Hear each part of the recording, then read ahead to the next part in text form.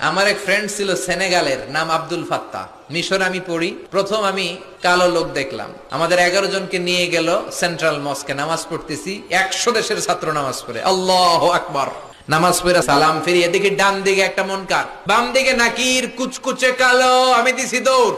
আমাকে যারা রিসিভ করেছে বলল, ভাই মিজান দৌড়াও কেন? আমি কই এরা কারা? কয় এরাই তোমার বন্ধু। সর্বনাশ, 5 বছর এগুলোকে থাকতে হবে, তোমাকে গোটা বিশ্বের ইসলাম সম্পর্কে জানতে হবে, গবেষণা করতে হবে, ঠিক না? মিশতে শুরু করলাম কালোদের সাথে। কুসকুসে কালো, অনেক লম্বা, চুলগুলো এরকম বুটি বুটি হয়ে থাকে।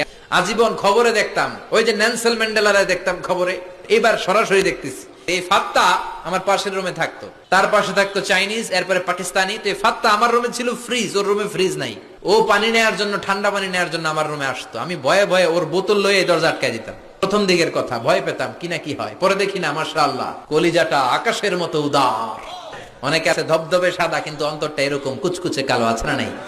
ওরা মানুষ কালো, কিন্তু অন্তরটা ভালো। কি বন্ধুত্ব হয়ে গেল আমাদের মধ্যে, ফ্রেন্ডশিপ। একবার আইসা বলে, এই মিজান, আমি এত কালোর কালো, তুই এত সাদা চামড়ার হলি কেমনে? ইসলাম বলে কালো সাদায় পার্থক্য নাই।